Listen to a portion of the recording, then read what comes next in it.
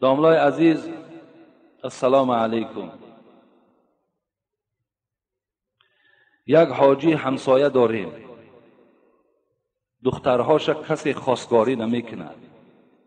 خیر، قضای الهی همین بوده است. باز چگونه حاجی هست که دخترهای ما را نیز سیاه میکند و خواستگارها را از راه میزند؟ این چگونه همسایه داری هست و این چگونه حاجگی هست؟ شهر دوشنبه دارو برای ریش، موی سر، دارو برای پمیت، بیسپلود داولین است برای گمروی استوب. آدمایی که سخن دیابت دارن برای نرمال کردن سخن دیابت، همچنین شامپو ها برای مو وظیف کردن، هم برای پیشگیری کردن که توش تو نریزه، برای خراب کردن است، برای فربی کردن است، سمیون میناکسیدیل است برای ریش و موی سر. همچنین برادرها بسیار داروها برای کیرمن هست. برادرها مراجعت کنین ان شاء الله هم حجامه بیپل شما را میکنیم. همچنین آدمای گفتم کو همجا میان دارو میخرن، یک کتاب قرآن کریم و تجوید شما را هدیه کرده می شود. سلام علیکم دوستان عزیز. آیا شما برای گذشتن از سرحد دشواری میکشید؟ مهلت حجت‌هایتان به آخر رسیده است. پس من برای شما خدمت رسانی شرکت نور محمد را پیشنهاد میکنم. با ماشین‌های نو و زمانوی، با باوری و اعتماد کامل، توسط رانندگان مرد و زن شما را از منزل استقامتیتان تا خط سرحد برده برای عبور مرز مساعدت می نمایند. یادآور می شویم که اگر شما از نام شبکه حاجی میرزا مراجعت نمایید، برایتان تخفیف ارائه کرده می شود. می تواند آیت 22 و نظر کند. خداوند می گوید و من آیاته خلق السماوات والارض و اختلاف السنتکم و الوانکم ان فی ذلک لآیات للعالمین.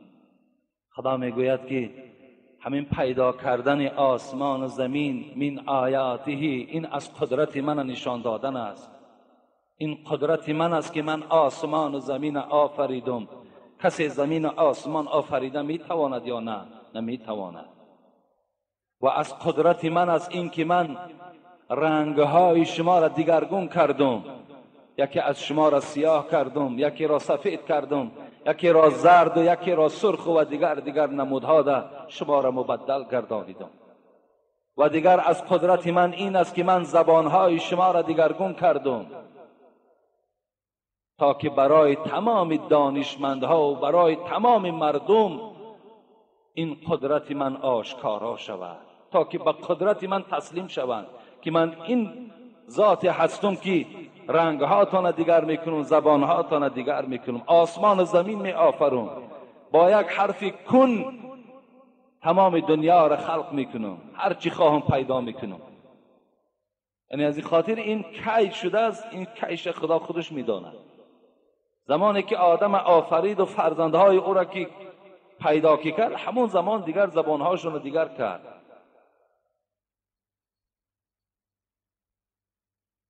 در دیگر سوره قرآن هم است: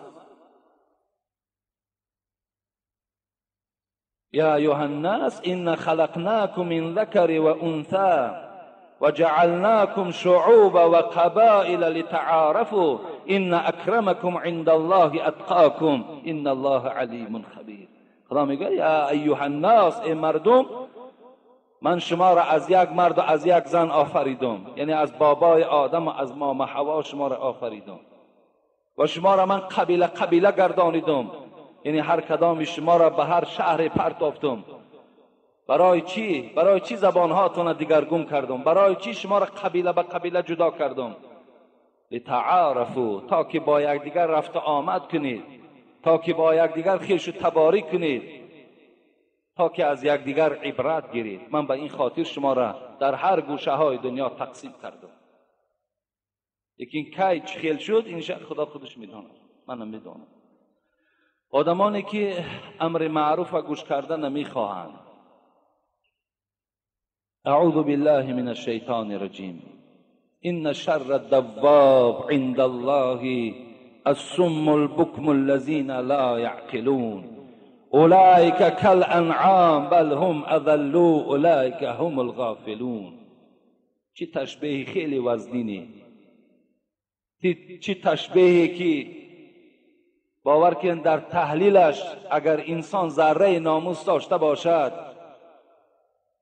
خیلی غمگین می شود، از حال خودش، از احوال خودش غمگین می شود. خداوند می گوید بدترین جنبنده در روی زمین، یعنی بدترین آن نام انسانی که دارد در روی زمین، کدام انسان از همه بدترین است؟ آن کسانی که کر هستند، آن کسانی که گنگ هستند، آن کسانی که کور هستند. اولئک کالانعام، خدا گفت این گروه، این کوران و کران و گنگان، اینا حیوان هستند. بل هم اضلوا، خدا گفت از حیوان هم دیده پستر هستند. اولئک هم الغافلون، اینا در غفلت هستند، از حیوان دیده پستر هستند. او حضرت سعدی را خدا رحمت کنه میگه مسکین خر اگرچه بی تمیز است گربار همه برات عزیز است. همین مسکین خر اگرچه خر است، اگرچه یک حیوان خیلی گویم آوازی ناخوب دارد، لیکن مادام خدمتی در مردم که میکند و شرف دارد و قدر دارد. اگر قدر نمیداشت امروز 200 سامان و 300 سامان نرخش نبود. هم قدر دارد میگن. لیکن انسانی که از امر معروف میگریزد، خدا میگه از همون حیوان هم دیده قدرش پستر است. کیا؟ گنگها کی است؟ کسانی هستند که امروز حقیقت به مردم نمیرسانند، حقیقت نمیگویند، گنگ هستند. شاید میگه اگر حقیقت گویم به ضرر من حل شود، یا شاید حقیقت گویم اگر ممکن که از مسجد مرا از کار گیرند، شاید اگر حقیقت گویم شاید اگر فشار بالای من آید، گفته هر سبب ها را کردن میگیرند. خدا میگه این بدترین انسان است کسی که حقیقت به مردم نمیرساند. قول الحق و این کان مرن، حبیبی خدا میگوید حق تلخ است، اگرچه حق به ضرری تو هم که حل شود و مردم مسلمان حقیقت برسانی تا که آگاه شود. دوم گروهی که بدبخترین هستند، این مقصد من این کرها و گنگها و کرای مادرزاد نیست، اینایی که به بیماری همین به بیماری مبتلا شدند، بلکه گنگ آن کسی است که زبان دارد و حقیقت نمیگوید. دوم کوران آن کسانی هستند که حقیقت را نمیبینند، حقیقت نمیبینند. کران آن کسانی هستند که شنیدن امر معروف نمیخواهند که امر معروف باشد. حالان که خدا رحمت کند صوفی علیه را میگه بهترین عمل که موصوف است نهی منکر و امر معروف است. بهترین عمل در نزد پروردگار از حساب اجر کی دارد؟ کسی دارد که امر معروف و نهی منکر بکند. حتی حبیب خدا میگه مثل الذی یذکر ربه والذی لا یذکر ربه مثل الحی والمیت. آدم مرده را از زنده گو من جدا کنم برای شما. این دو آدم زنده را راست کردن، گفتن امینا میدونین کدامش مردگی هست و کدامش زنده هست. گفتن کدامش مرده هست کدامش زنده است، حالان که هر دوش بالای پا ایستادگی است. آخر اینا هر دوش حرکت دارن، زنده هستن. که پیغمبر گفت آن کسی که یاد خدا میکند، آن کسی که این گونه مجلس ها را دوست می‌دارد وای زنده است. آن کسی که از یاد خدا دور است، آن کسی که از این مجلس ها نفرت دارد وای در حکم مرده ها هست. خداوند در قرآن میگه ولتکن منکم امة یدعون الی الخیر یأمرون بالمعروف و ینهون عن المنکر. خدا سفارش میدهد باید که در هر یک دهه، باید در هر یک شهر، باید در هر یک کوچه مبلغا باشند، دعوتگرها باشند، امر معروف و نهی منکرها میکردگی ها باشند. باید باشد میگه خداوند. حتی که همین فضلی که خدا شما را داده است و چی خاطر دادتان، و چی خاطر شما را بهترین امتی روی دنیا خواند. کنتم خیر امت اخرجت للناس تأمرون بالمعروف و تنهون عن المنکر. شما ای امت آخر زمان، ای امت محمد صلی الله علیه و سلم، شما بهترین امت هستید. به خاطر چی؟ به خاطر که شما در مجلس هاتان امر معروف و نهی منکر دارید. با این خاطر شما بهترین امت هستید. لیکن صد افسوس که امروز سخن حضرت حذیفه ابن یمان یادم آمد، صحابه پیغمبر، و حضرت گفتن یأتی علی الناس زمان، زود است که یک زمان می آید که لأن تكون فيهم جيفة حمار احب الیه من مؤمن یأمروهم و ینهاهم. زمان می آید، گفت حضرت حذیفه، که برای این مردم قد بیهوده گفتن است، صحبت اونها برای اینها خوش می آید از شنیدن سخن خدا و پیغمبر. امروز همون معرکه ها در ما و شما هستند که این گونه معرکه دا ندارن، جلب ندارن، خواهش ندارن، بلکه نفرت دارن. خدا رحمت کند، حضرت سعد با دانایان دم ارض جهانی، با آدم دانا یک دم یک لحظه نشستن میگوید، این میگوید قدر جهان دارد. با دانایان دم ارض جهانی، نیرزد صد سری نادان بنانی.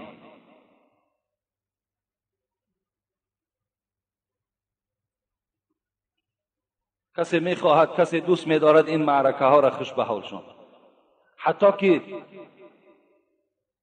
دوزخی و بهشتی را باور کنه از همین معرکه ها یافتن ممکن است. حضرت جلونی را خدا رحمت کنه در معدن حالش میگوید، کسی پرسید از سلطان ابرار، این دوزخی را از بهشتی از حساب همین معرکه جدا کردن، معرکه امر معروف.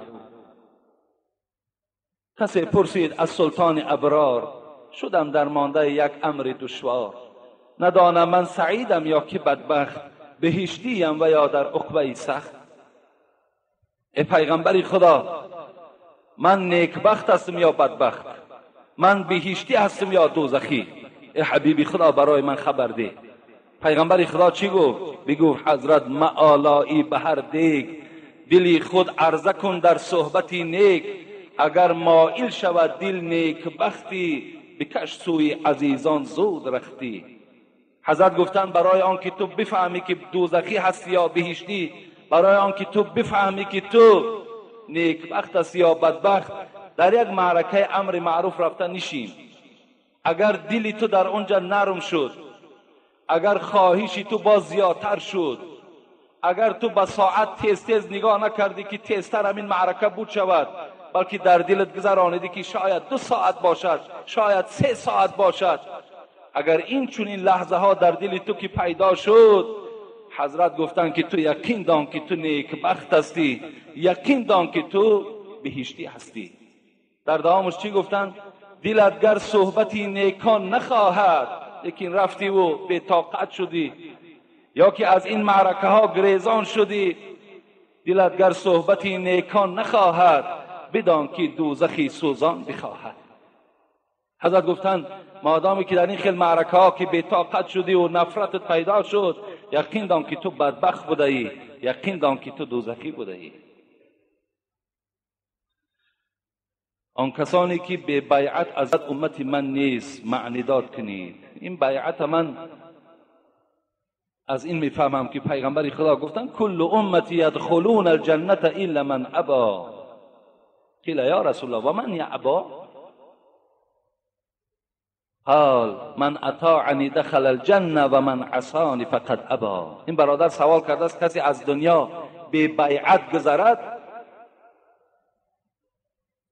این گویا که قدر ندارد، قیمت ندارد. آیا این چی معنی دارد بیعت؟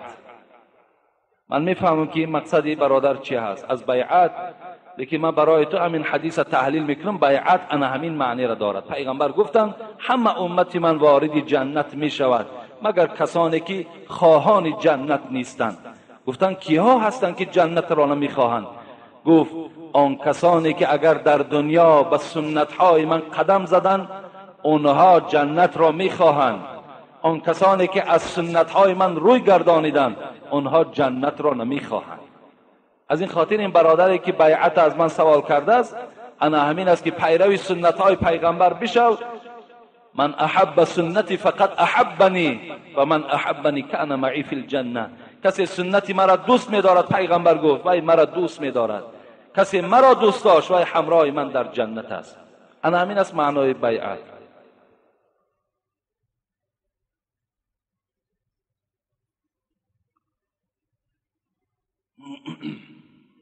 داملای عزیز، السلام علیکم. یک حاجی همسایه داریم، دخترهاش کسی خواستگاری نمیکند. خیر قضای الهی همین بوده است. باز چگونه حاجی هست که دخترهای ما را نیز سیاه میکند و خواستگارها را از راه میزند؟ این چگونه همسایه داری هست و این چگونه حاجیگی هست؟ شهر دوشنبه التماس مفصل جواب گویید. از همون حاجی پرسیدن در کاروای چه خیلی حاجی باشد. در اصل امروز من وقتی حاجی ها را اگر مبادای سنگ زنم، همون حاجی های را سنگ میزنم که لایقی سنگ زدن دارند. من همه حاجی ها را نمیشنوانم، ولی بسیاری از حاجی های هستند که الحمدلله بهترین حاجی هستند. باید حاجی در بین مردم یک نمونه باشند. نمونه. افسوس که امروز حاجی ها دروغگو هم شدند. امروز حاجی ها عرق نوش هم شدند. امروز حاجی ها در معرکه هاشون عرق هم میدهند. امروز حاجی ها خیانت هم میکنند. امروز حاجی ها چی کارهای نادرستی را انجام میدهند. بسیار این باور کنین یک شرم است، عیب است که اینقدر مکان مقدس رفته زیارت کردن، پس آمده تا جایی که بهبودی در عملهای تو پیدا شود برعکس. شاید همون حدیث پیغمبری خدا باشد که شما حاجی ها را آن زمان فهمین که حج هاشون قبول شد که اگر فعلشون دیگرگون شدگی باشد. اگر تا زمان حج دروغگو بود، رفت آمد راستگو شد، یقین دانین که وای حجش قبول شد. اگر تا زمان حج وای عرق فروش بود، آمد عرق فروشی را پرتاب، یقین دانین که او را حجش قبول شد. یا دیگر خصلت‌های ناخوبی که داشت اونها را ترک کرد، دانین که حج او قبول شد. بسیاری از حاجی‌های ما بعضی کبر هم دارند، بسیار سرکشی ها هم دارند. بسیار از همه اونها خواهش میکنم که حاجی هم که باشین الحمدلله آدم هستین، انسان هستین، خاکسار شوین. حضرت مولوی جنونی را خدا رحمت کند و میگوید ملا شدی و شیخ شدی دانشمند. ملا شدی، شیخ شدی، دانشمند شدی. ملا شدی و شیخ شدی، دانشمند بین جمله شدی ولی مسلمان نشدی. همش شدی، ملا شدی، شیخ هم شدی، حاجی هم شدی، صوفی هم شدی، ایشان هم شدی، همش شدی لیکن مسلمان نشدی. مقصد مسلمان شدن است. بعضی از حاجی ها را گوش کردیم آمدن همون مکانهای مقدس را تنقید میکنن، میگوید همه مسلمانی در ما بوده است. بله 50% خانت به نماز مسلمانی در تو است. تمام معرکات به عرق میگذرد، مسلمانی در تو است. دخترات همه بی حیا هستند، مسلمانی در تو است. اینا در ما و شما حقوق نداریم.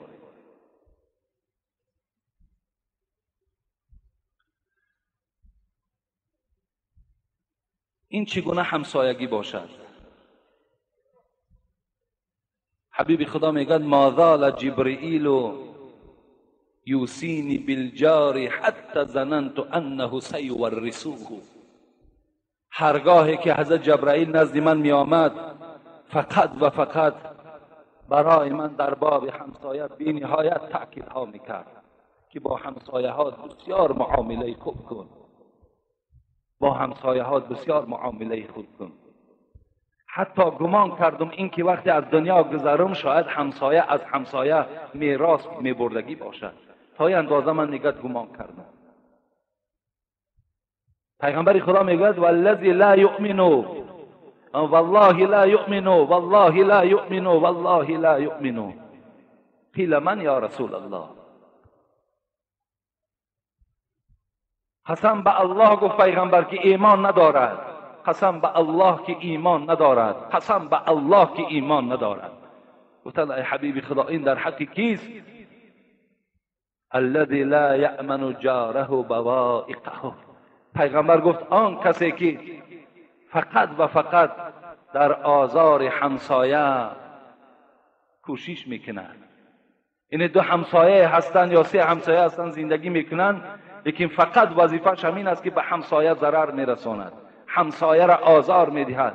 پیغمبر خدا گفتن والله لا یؤمنو، قسم به الله که وی ایمان ندارد. در همسایه داریمان بسیار باور کنین ما و شما بیگانه شدیم، بی پروا شدیم، غم همسایه دیگر نمیخوریم. حالا که حضرت ابوذر غفاری که یکی از صحابه های نزدیک پیغمبر است، حبیب خدا چی گفتن؟ گفتن یا ابوذر اذا طبخت مرقه فاکثر ماءها و تعاهد جیرانک. ابوذر گفت وقتی همون عائلت که یک شوربا که پخت، یک خوراک که پخت، فاکثر ماءها، آب زیادتر کن. گفتن بهر چی؟ تعاهد جیرانک، تا که همسایه ها را از این با نصیب کن، برای خاطر همسایه ها آب شوربا را زیادتر کن. گفت امروز باور کن همون انصاف همسایه داری ما و شما از بین رفته است، فقط ما و شما دشمنی میکنیم. اگر همسایه را بینیم یک خانه نو کرده است، به همین عادی زبان خودمان میگیم تلخ کف میشویم که خانه همسایه من بهبودی پیدا شده است. اگر یک بچه همسایه ما یک وظیفه گیرد، ما و شما دیوانه میشویم. اگر یک سواره نو در خانه همسایه ما آمد و در حال، ما و شما دیگرگون میشیم. در هر بیخ بعد دیگر چیکار میکنیم؟ غیبتش سر کردن میگیریم. حالا که ما و شما باید که چیکار کنیم؟ دعا کنیم که خداوند باز باید بیشتر دهد و انصافش دهد که باز ما را یاردم کند، ما را کمک کند. در آزار همسایه باید ما و شما صبر کننده باشیم، حسد نداشته باشیم. یک قصه میکنم به همین موضوع امروزه را انجام میدهم. بار میگد پیغمبر خدا در مسجد نشسته بودند، همین مثل نشستی ما و شما، صحابه در اطرافش. میگد حبیب خدا موعظه کردن، بعد موعظه چیکار کرد؟ گفت الحال یک نفر وارد مسجد میشود که جنت مشتاق اوست. صحابه ها همه حیرت نمودند این بنده نیکبخت کی باشد. وقتی می درآید یک مرد سیاه پوسته آمده نماز میخواند، باز برآمده میرود. فردا میشود باز پیغمبر خدا میگوید الحال یک نفر وارد مسجد میشود که جنت مشتاق اوست، میدارد باز همون مرد. روز سوم هم همین تکرار میکند، باز همون مرد میدراید. یکی از صحابه های پیغمبر میخواهد که عملهای او را از خود کند، تا که چی عمل دارد که جنت مشتاق این است. از پس او میرود، به خانه او میرسد، میگوید مرا مهمان نمیکنی، من مسافرم. میگوید مهمان میکنم.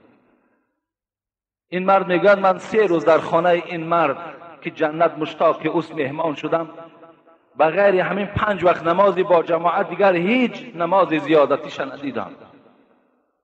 برابر من عبادت میکرد، از من چیز زیاد عبادت نمیکرد. در آخر میگد روز سوم شد، گفتم ای مرد خدا، میدانی که پیغمبر چه بشارتی خوبه برای تو داد. ما به این خاطر آمدم تا که عملهای تو را نظر کنم. تو چی عمل داری که مشتاق از جنت برای تو؟ میگد این آب چشم کرد که جنت مشتاق من است. گفت بله جنت مشتاق توست، این بشارت پیغمبر خداست. گفت من هیچ عمل زیادتی ندارم چگونه ای که تو در 3 روز دیدی، فقط من در دلم حسد ندارم. هر بهبودی هایی که در همسایه هم پیدا می شود، من فقط شکر میکنم که خدا را شکر که این گونه همسایه های بای و این گونه همسایه های خیلی خوب در اطراف من همسایه شدن. در حقشان دعا میکنم. شاید که از همین خصلتی که من حسد ندارم، بدبینی ندارم، شاید خداوند همین خصلت نیکی مرا پسندش آمده باشد و جنت مشتاق من گردانیدگی باشد. این است برای هر انسانی که همسایه دارد. این مسئله یک بار دیگر در ما هم آمده بود. امروز این کردار بدم پیدا شده است که خواستگارها را باور کن از راه میزنند که دختری فلانی را نگیر. این خیلی عیب است و خیلی گناه کلان است. تهمت است باور کنیم در حق یک برادر مؤمن. باید ما و شما در حق همسایه، در حق برادرمان نیک گمان باشیم. و آخر دعوانا ان الحمد لله رب العالمین. انشاءالله سوال های خیلی زیاد اینجا نزد من باقی ماند. در آخر همین یک سوال خیلی تعجیلانه است، همین سوال تا جوابش میگیم و بعدا دعا کنیم. السلام علیکم استاد عزیز، آیا بالای گور درخت میوه‌دار شیناندن ممکن است یا نه؟ یعنی بالای گورهایی که از ما و شما هستند، بالای آنها میوه، یعنی درخت میوه‌دار شیناندن پرسیدن. یعنی عزیزان ما و شما به این خاطر بالای گورستان درخت‌های میوه‌دار اجازت نمیدهند که در گورستان خوردن میوه یا خوردنی مکروه است. به این خاطر بالای گورها دا اجازت نمیدهند که درخت‌های میوه‌دار شینانید. لیکن شما فراموش نکنید که وقتی پیغمبر خدا به پیش دو گوره گذاشتن که میگد خیلی عذاب داشتن، وقتی از صاحبان اونها پرسپاس کرد، فهمید به چی سبب اونها امروز در عذاب گرفتارند، میگه یک نوده سوز درخت سبز گرفت، میگه دو پاره کرد و بالای این گورها خلانید و گفت تا وقتی که این برگها سبز هستند برای این مرده ها تسبیح میگویند. یعنی از این خاطر درخت شیناندن در بالای قبرها خیلی ثواب کلان دارد، فقط اگر توانیم به میوه باشد. امروز الحمدلله در جمهوری ما و شما اگر درخت داشته باشیم، به تلویزیون نظر کنین، حتی رئیس جمهور هم خودشان درخت چینانده ایستاده، حشر رفته ایستاده است. باور کنید به نهایت ثواب کلان است. در گورستان هاتون شینانین. اگر در گورستان ها فقط بالای هم پدر و مادر نه، بلکه دیگر گورهایی که در همون جا هستند در همونها برده گورانین. من تعریف نمیکنم، 15 درخت همین 3 روز یا 4 روز پیش بردم ما در همین قبرستان با پول خودمان خریدیم. همونجا دادن، هدیه دادن، گفتن گیرید. من گفتم نه، تا پول من نگیرید من نمیگیرم. برده در همون گورستان بالا شیناندیم. چند درخت در این اطرافا شیناندیم. برای که حبیب خدا چی میگه؟ ما من مسلم یزرع زرعا او یغرس غرسا فیأکل منه بهیمه او انسان او طیر الا کان له صدقه. کدام اگر انسان درخت میشیناند، اگر از میوه او انسان میخورد، یا از میوه او یک حیوان میخورد، یا از میوه او یک پرنده میخورد، الا کان له صدقه، برای او پروردگار صدقه میدهد. یعنی هر میوه او خداوند برای او همچون صدقه در راه خدا کردگی مینویسد. بسیار خوب میشود که از پس ما و شما اقلا همین یک درخت شیناندگی باقی ماند. بسیار خوب میشود. همتون کوشش کنید. کسی که شرایط دارد امروز برای خانه‌های همسایه هم 5 درخت و 10 درخت رفته خریده دید، این هم صدقه است. وای میشیناند، وای سبز میشود، فردا از او مردم استفاده میبرند، چه از هیزمش چه از میوهش. باور کنید خیلی کاری ثواب است. بسیار کوشش کنید. هم دستگیری رئیس